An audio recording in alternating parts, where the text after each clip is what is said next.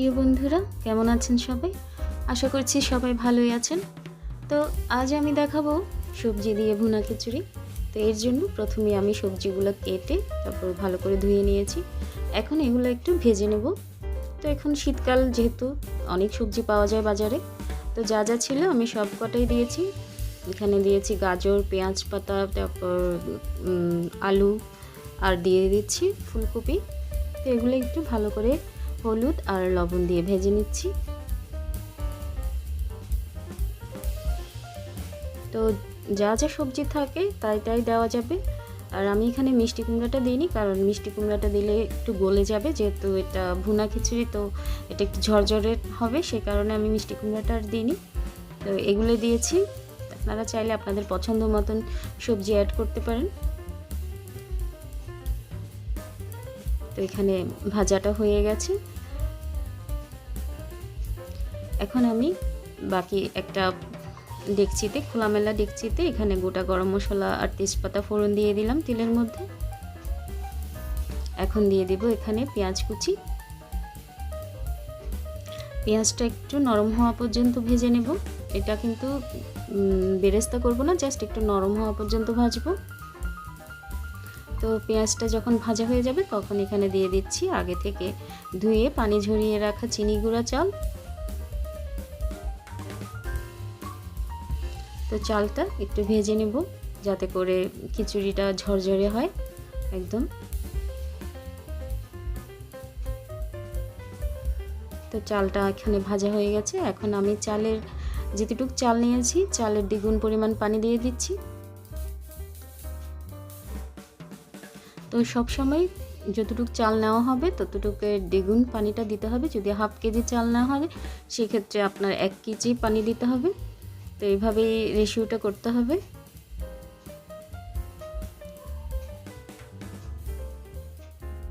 তো পানিটা কিন্তু আমি গরম পানি দিয়েছি এখানে, কারণ এইসব ক্ষেত্রে সবসময় গরম পানি ইউজ করতে হয়। পোলাও, বিরিয়ানি, আপনার ভুনা সবজি ভুনা খিচুড়ি বা যে কোনো চিকেন ভুনা খিচুড়ি যেটাই হোক, এই ক্ষেত্রে পানিটা সবসময় গরম পানি ইউজ করতে হয়। তো এটা আমি একটু করে ঢেকে 5 মিনিটের মতন ঢেকে একটু চালটা হালকা একটু সেদ্ধ হওয়ার জন্য দিয়েছি। এখন এখানে আমি দিয়ে দিচ্ছি লবণ আর হলুদের গুঁড়ো।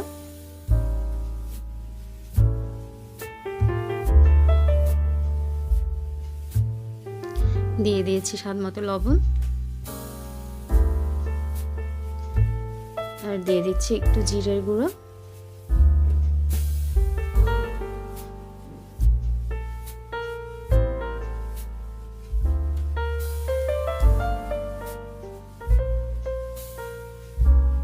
দিয়ে দিলাম গরম মশলার গুঁড়ো। এটা দিয়ে একটু ভালো করে মিশিয়ে নিচ্ছি।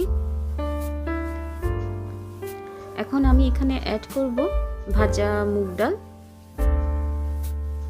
মুগ ডালটা আমি আগে ভেজে সেটা আমি পানি দিয়ে হালকা একটু সেদ্ধ করে নিয়েছিলাম, কারণ চালের মধ্যে একসাথে মুগ ডালটা দিলে কি হয়, মুগ ডালটা একটু কম ফুটে।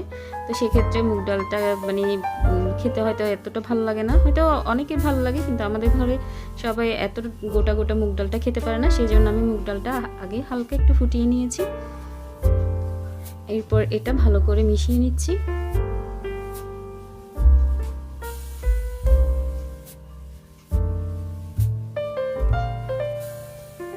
আমি কিন্তু এখানে মুগ ডালের পরিমাণটা চালের থেকে একটু কম দিয়েছি, কিন্তু এমনিতে তো সবাই মুগ ডাল আর চাল মানে ডাল আর চালের পরিমাণটা সমান সমান রাখে, কিন্তু আমি এক্ষেত্রে ডালের পরিমাণটা একটু কম দিয়েছি, যেহেতু ডালে মুগ ডালটা একটু পেটে একটু সমস্যা হয় অনেকের, সেই কারণে। আর এখানে দিয়ে দিলাম কাঁচামরিচ দিয়ে এটা আমি 80% একটু সেদ্ধ করে নিয়েছি। ভাতটা 80%-এর মতন হয়ে গেলে আমি এটা একটু মিশিয়ে নিচ্ছি ভালো করে।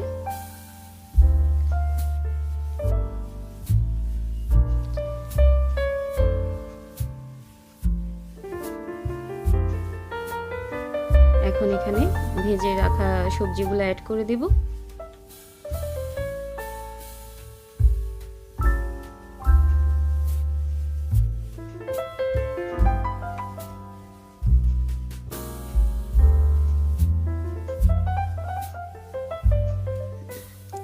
দিয়ে এটা ভালো করে মিশিয়ে নিব।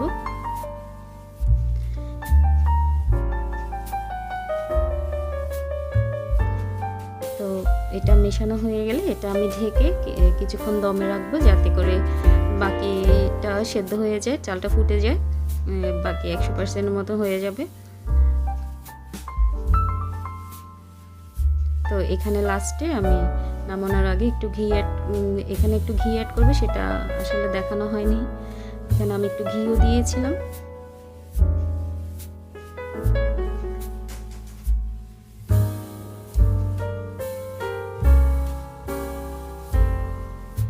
তো তৈরি হয়ে গেল ভুনা খিচুড়ি, ভুনা সবজি খিচুড়ি।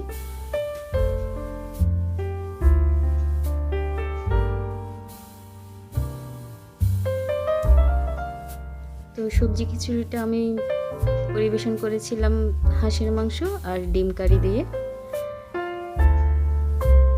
তো হাঁসের মাংসের রেসিপি আমার চ্যানেলে দেওয়া আছে, চাইলে দেখে নিতে পারেন। অবশ্যই কমেন্টে জানাবেন, আমি লিঙ্ক দিয়ে দিব।